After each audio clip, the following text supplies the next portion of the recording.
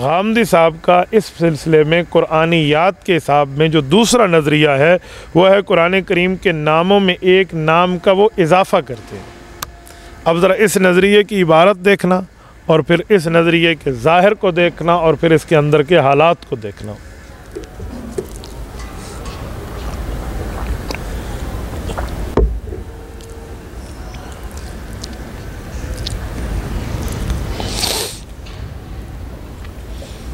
غامدی صاحب کی کتاب ہے، یہ میزان ہے، وہی اس کا صفحہ 22 ہے اور طبع 2 میں اپریل 2002 کا۔ دوسری کتاب ان کی ہے اصول و مبادی، اس کا صفحہ 23 اور 22، یہ فروری 2005 کا طبع ہے۔ غامدی صاحب اس میں ارشاد کیا فرما رہے ہیں سنیں۔ غامدی صاحب کہتے ہیں چوتھی چیز یہ ہے کہ قرآن مجید اس زمین پر حق و باطل کے لیے میزان اور فرقان اور تمام سلسلہ وحی پر ایک مہیمن کی حیثیت سے نازل ہوا ہے۔ انہوں نے قرآن کریم کے نام میں ایک نام میزان کا اضافہ فرمایا ہے، ٹھیک ہے، اور اس پر حضرت صاحب کی دلیل ہے کہ اللہ الذی انزل الکتاب بالحق والمیزان، کہ اللہ وہی ہے جس نے حق کے ساتھ کتاب اتاری یعنی میزان نازل کیا۔ والمیزان کو قرآن کی صفت بنا دیا جا۔ یہ عام بندہ سمجھے گا کہ غامدی صاحب غلط کہہ رہے ہیں؟ عام بندہ کہے گا غلط ٹھیک ہے، آیت پڑھ دیتی ہے بھائی اللہ الذی انزل الکتاب بالحق والمیزان۔ عام بندے کو والمیزان کا کیا معنی آئے گا؟ یہ واو کس چیز کی ہے؟ یہ مستانفہ ہے یا جو ہے نا عاطفہ ہے یا اس واو کا تعلق کیا؟ عام بندے اس مسئلے کو کہے گا قرآن میزان ہے، مہیمن ہے، قرآن پاک تو میزان ہے، اس پر تولیں گے۔ کیسے آسانی سننے بات۔ اب میں اس نظریے کو سامنے رکھ کے اس کی پشت پر تازیانہ عبرت آپ کے سامنے رکھوں گا، نظر آپ دیکھیں گے کہ حالات کیا ہے۔ ہم نے اس پہ تبصرہ کرتے ہوئے کہا کہ جناب جوید احمد غامدی شفیق صاحب کی یہ بھی بڑی شفقت آ گئی ہے کہ انہوں نے قرآن کریم کا نام میزان رکھ دیا ہے۔ قرآن کا نام میزان رکھنے سے بہت بڑے مسائل کھڑے ہو جائیں گے جناب من۔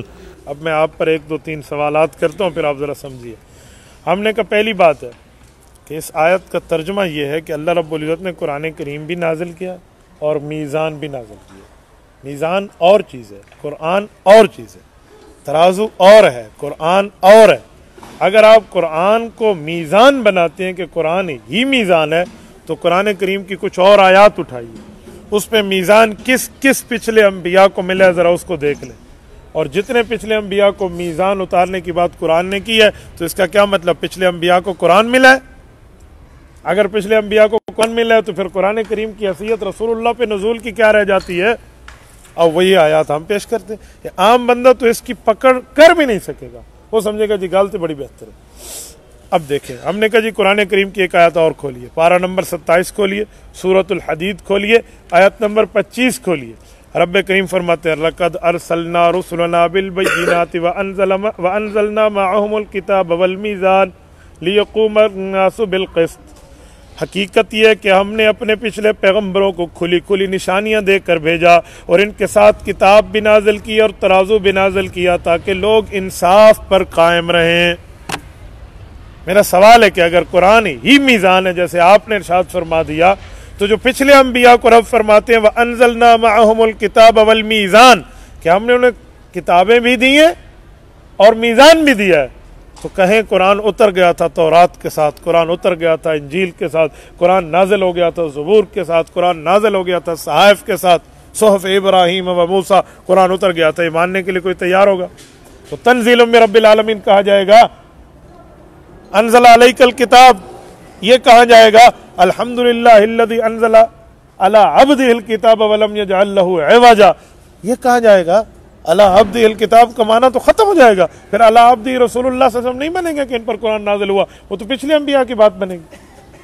لیکن یہ حضرت صاحب نے میزان کہہ دی، اور میں آخر میں چل کے بتاؤں گا کہ میزان کیوں کہا ہے انہوں نے، اس کے پیچھے بھی ایک پوری فلم موجود ہے، پورا پکچر کا معاملہ موجود ہے۔ یہ عام بندہ نہیں سمجھتا، یہ ماہر فن سمجھتا ہے کہ مسئلہ ہے کیا، یہ چینل کہاں سے چل رہا ہے، کس طرح بول رہا ہے، تو اس کو بڑے اچھے انداز سے بندہ سمجھ جاتا ہے کہ اس بات میں معاملہ ہے کیا۔ آپ چلیے ذرا کچھ یہ دیکھ لیجئے، پھر میں آخر میں اس نظریے کی بات عرض کرتا ہوں۔ اگر قرآن کریم کا یہ معنی کر لیا جائے تو پچھلے انبیاء پہ نازل ہونے کی بات بن جائے گی، اور جو خلاف واقعہ ہے تو پھر اس کا معنی کیا کریں گے؟ ایک اور آیت بھی دیکھ لیجیے، اسی پارہ نمبر 27 کی سورۃ الرحمن کی دیکھ لیجیے، آیت نمبر 7 اٹھائیے۔ رب کریم فرماتے ہیں وَالسَّمَاءَ رَفَعَهَا وَوَضَعَ الْمِيزَانَ،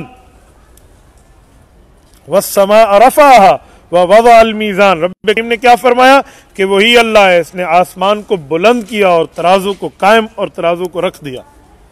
اس آیت کا مفہوم کہ اللہ نے آسمان کو پیدا فرمانے کے بعد میزان اعمال کے لیے ترازو رکھ دیا، مخلوقات کی پیدائش کے بعد اللہ نے میزان کو قائم کر دیا ہے، یعنی پہلی روز سے اللہ نے انسان کو عدل و انصاف کا تصور دیا ہے، یہ معنی ہے، ٹھیک ہے۔ اور یہ معنی اگر مان لیا جائے تو پھر قرآن کریم تو پہلے دن سے نازل ہو گیا تھا، تورات زبور انجیل کے معاملات تو بعد میں، رسول اللہ صلی اللہ علیہ وسلم پر جو 23 سال میں قرآن کریم اترا ہے، اس کے نزول کو آپ کہاں تک لے جائیں گے اور معاملہ کہاں تک سجائیں گے؟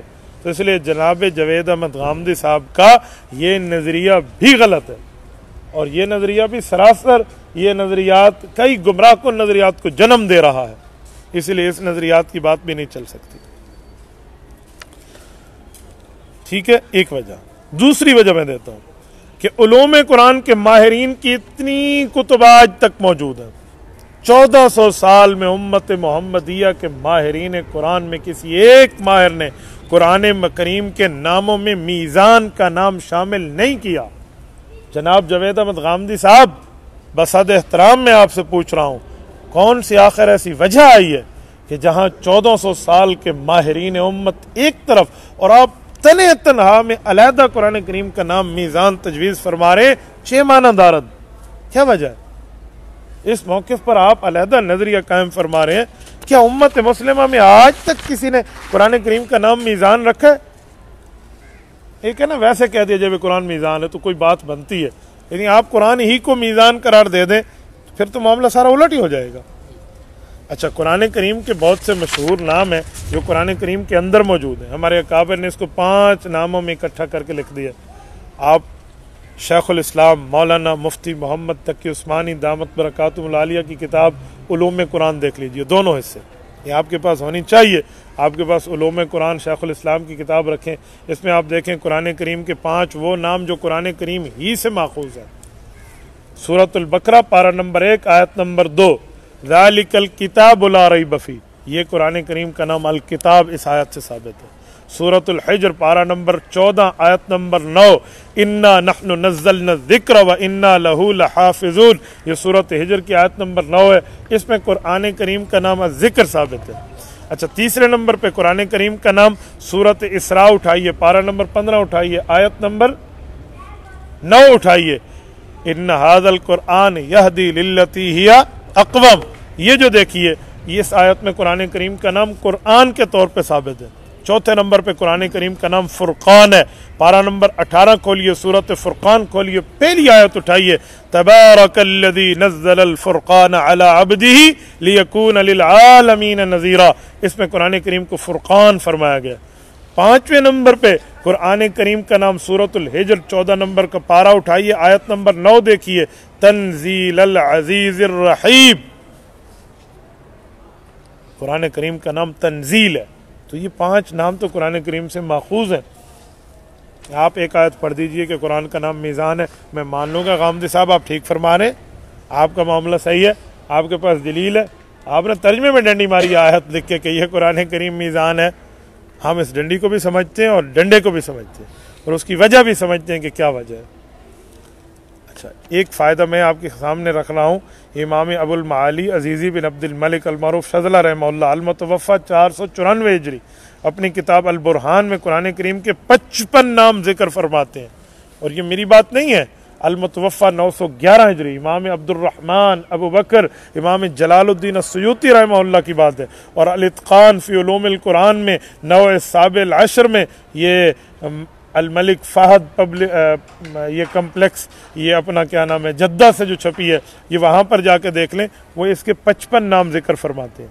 اور بصائر ذوی التمیز فی لطائف کتاب العزیز کے صفحہ 61 پر آپ دیکھیے، علامہ مجد الدین محمد بن یعقوب فیروز آبادی رحمہ اللہ المتوفى 817 ہجری نے قرآن کریم کے 100 نام ذکر فرمائے ہیں، ان میں کوئی ایک نام بھی میزان کے نام کا نہیں ہے۔ یہ بڑے بڑے وہ ماہر لوگ ہیں، یہ وہ ماہرین ہیں جنہوں نے اپنی زندگیوں کو قرآن کریم کے معاملات کی تلاش اور تحقیقات میں لگا دیا، یہ وہ لوگ ہیں۔ جیسے میں نے کل امام ابن سراج رحمہ اللہ کی بات عرض کی تھی کہ امام ابن سراج رحمہ اللہ کی 70 سال کے لگ بھگ عمر ہے، اور انہوں نے رسول اللہ صلی اللہ علیہ وسلم کو ہدیہ کرنے کے لیے کتنی بار قرآن کریم کا ختم کیا؟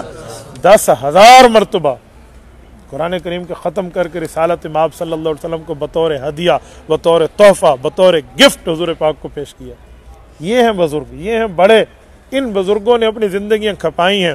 یہ تو قرآن کریم کا وہ نام نہیں دے رہے جو جناب شفیق جاوید احمد غامدی صاحب کی شفقتیں ہمیں نظر آ رہی ہیں۔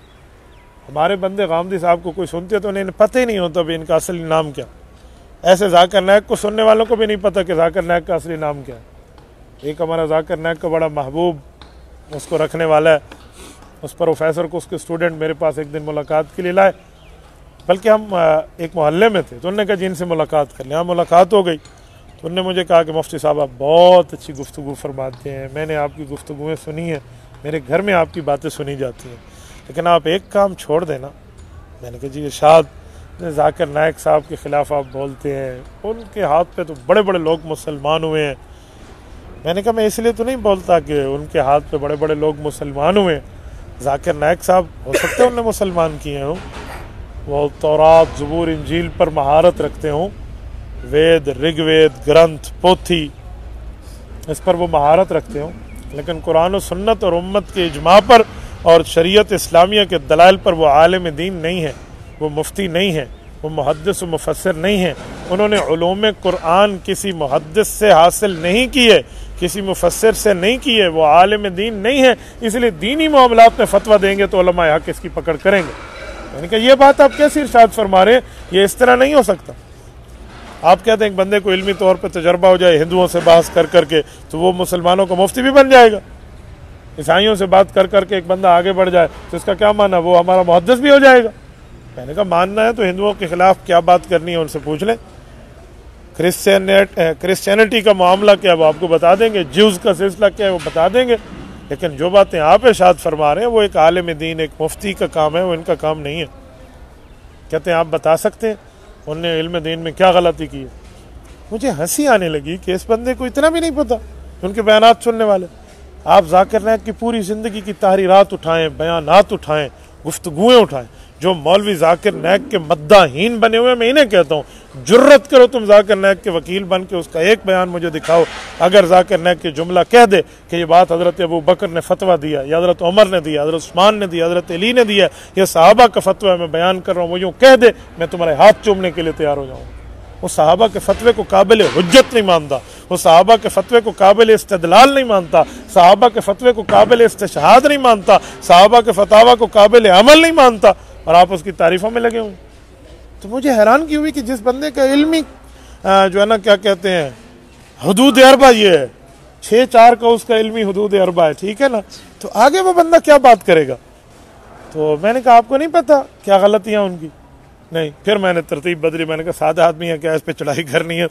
میں نے کہا بھائی آپ کل مجھے ناشتے کا ٹائم دے دیں تو میں انشاءاللہ آپ کو سمجھا دوں گا۔ پہلے تو وہ حیران ہوا کہ مولوی ہو کے ناشتہ کھلا رہا ہے تو کیا کھلائے گا، تو وہ پروفیسر ہے اور ہم اپنی جگہ پہ، تو اس نے اپنے پروفیسری کی ترتیب سے مجھ سے پوچھا، مجھ سے اب ناشتے میں کیا کھلاؤ گے؟ میں نے کہا مینڈک کا فاسٹ فوڈ کھلاؤ گا۔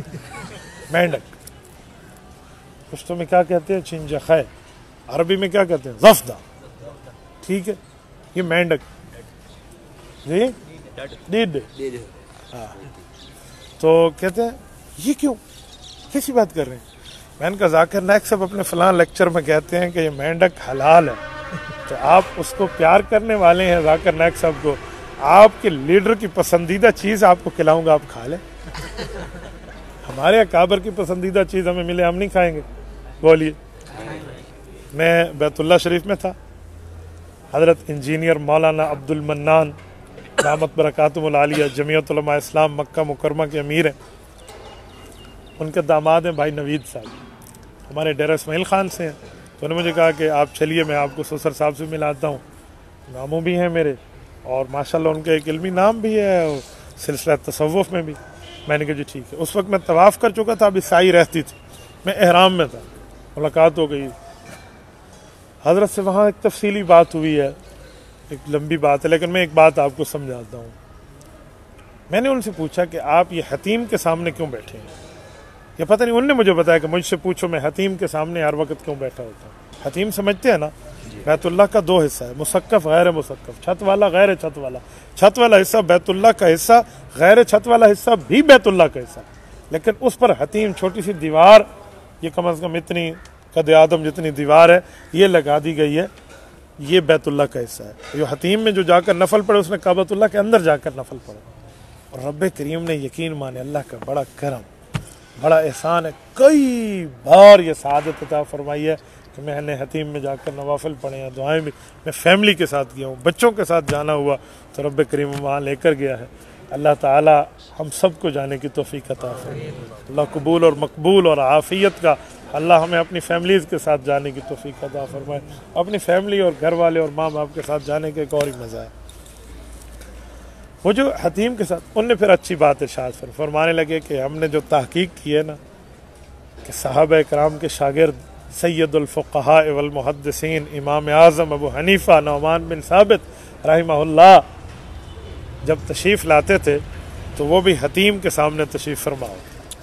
اس کے 2-3 فوائد ہیں کہ رسول اللہ صلی اللہ علیہ وسلم بھی شروع میں یہیں نماز پڑھتے، حتیم بیت اللہ، قبلۃ بیت اللہ، اور اسی ہی طرف بیت المقدس 1,23,999 پیغمبر کا قبلہ، وہ بھی اسی طرف، بیت اللہ بھی اسی طرف، حتیم بھی اسی طرف، اور مسجد نبوی کا قبلہ بھی اسی طرف، وہ سائڈ جو حتیم والی، کہ میں یہیں سے اس لیے بیٹھتا ہوں اکابرین کے اتباع پر۔ تو دیکھو ہمارے بڑے جو کام کرتے ہیں، ہم اپنے بڑوں کو کام کو پسند کرتے ہیں، لائق تحسین کرتے ہیں ان کو۔ تو میں نے سے کہا آپ ذاکر نائک صاحب کو اچھا کہتے ہیں، اسے مینڈک حلال ہونے کی بات اس نے فرمائی ہے، تو آپ مینڈک کل کھا لیجئے، میں سمجھوں کہ آپ کی محبت خاصہ ہے اپنے لیڈر کے ساتھ۔ تو اسے اسی بریک فاسٹ اور ناشتے میں ہی سب کچھ سمجھ آ گیا کہ بندہ میرے ساتھ کیا کرے گا۔ تو اس طرح کی کئی باتیں چلاتے ہیں۔ تو میں آپ کے سامنے یہی بات کر رہا تھا کہ دیکھیں ہمیں کسی سے کوئی ذاتی غرض نہیں ہے، ہم جو بات کرتے ہیں تو دلیل کی دنیا میں کرتے ہیں۔ تو جوید احمد غامدی صاحب کے معاملات میں بھی ہمیں کوئی ذاتی ٹکراؤ نہیں ہے، ہم مخالفت کر رہے ہیں تو دلیل کی بنیاد پہ کر رہے ہیں۔ یہ کوئی لڑائی کلاشن کوف ڈنڈے سوٹے کی جنگ نہیں ہے، یہ علمی دلائل ہے۔ معرکۃ الآراء مسئلہ ہے، کہتے ہیں نا، معرکہ کسے کہتے ہیں؟ جنگ کو، آراء کہتے ہیں رائے کی جنگ ہے، رائے ایک دوسرے سے، دلائل ایک دوسرے سے لڑ رہے ہیں، معرکۃ الدلائل ہے۔ تو دلیل کی دنیا میں بات ہو رہی ہے۔ تو ہم نے کہا اتنے نام ان حضرات نے پیش فرمائے، اتنے بزرگوں نے، اتنے بڑوں نے، یہ ساری ترتیب پہ اتنے نام ان نے لکھے ہیں، ان حضرات نے تو یہ نام 100 لکھ دیے، اس میں ایک نام میزان نہیں لکھ دیا۔ آپ کو کیا مسئلہ پڑ گیا ہے کہ آپ نے نام میزان لکھا ہے؟ آپ سے تو پوچھا جا سکتا ہے، تو اس لیے ایسا نہیں۔ اچھا یہاں ایک بات درمیان میں سمجھ جائیں کہ آپ کہیں گے ایک نے 5 نام لکھے ہیں، ایک نے 50 لکھے ہیں، ایک نے 100 لکھے ہیں، تو مولوی صاحب نام کی تعداد اصل میں ہے کیا؟ تو یہ دیکھ لیں کہ ہم نے محاکمہ کے نام سے اسے جمع کر دیا کہ دراصل ان حضرات نے اسماء قرآن اور صفات قرآن، اسم نام اور صفت اس کی وجہ، ان دونوں کو جمع کر دیا ہے۔ مثلا مجید ہے، حکیم ہے، کریم ہے، یہ نام ذکر کر دی، اس طرح نام ذکر کرتے کرتے کرتے 50 اور 100 تک تعداد پہنچائی، ورنہ قرآن کریم کے وہی 5 نام ہیں جو ہم نے آپ کی خدمت میں بات پیش کر دی ہے۔ اب میں نے کہا میں آپ کو وجہ دوں گا کہ غامدی صاحب نے اسے میزان کا نام کس بنیاد پہ دیا۔ ہم نے غامدی صاحب کے عبارات کو پڑھ کے، ان کی باتوں کو سمجھ کے اس نتیجے تک پہنچے ہیں کہ غامدی صاحب نے جو قرآن کریم کو نام میزان دیا ہے، اس میں بھی ان کی ایک خالص گمراہ کن وجہ کار فرما ہے۔ وہ کیا ہے؟ یہ پڑھیے۔ ہمارے خیال میں غامدی صاحب کا قرآن کریم کو میزان کہنا اس لیے ہے کہ کسی بھی حدیث کا آسانی سے انکار کیا جائے۔ جس حدیث کا انکار وہ کرنا چاہیں گے تو اس کو یہ کہہ دیں گے کہ قرآن چونکہ میزان ہے، اس حدیث پاک کو اپنے تولا وہ میزان پہ نہیں اترتی، لہٰذا اس حدیث کا انکار کر دیا جائے۔ تو بڑے آسان طریقے سے انکار حدیث کی ترتیب کی ابتدا فرما رہے ہیں۔ یہ میزان کہنے کا ایک ہی مطلب سمجھ آ رہا ہے، جو 1400 سال کی امت کے ماہرین بزرگ یہ تو کچھ نہیں کر رہے، اور حضرت ایک نئی بات فرما رہے ہیں تو تھوڑا سا گزارا، اور نئے معاملے پر لوگ خوش ہو کر کسی کی تائید کرنا شروع کر دیں تو میں انہیں ایک بات کہتا ہوں، کل جدید لذیذ، कुल्लु जदीदिन, हर नया मीठा होता है, थोड़ा गुजारा। और हमारी मीठी प्यारी सरेक की ज़ुबान में कहते हैं नवी दे 9 निवारा होते हैं, ठीक है, नाई के 9 दिन होते हैं। तो लिहाजा थोड़ा सा आप गुजारा करके आहिस्ता आहिस्ता की तरतीब पे चलें। दूध का छला छाछ को भी फूंक मार के पीते, थोड़ा फूंकने तो देना, फिर आगे बात हम देख लेंगे। تبارك الذي نزل الفرقان على عبده ليكون للعالمين نذيرا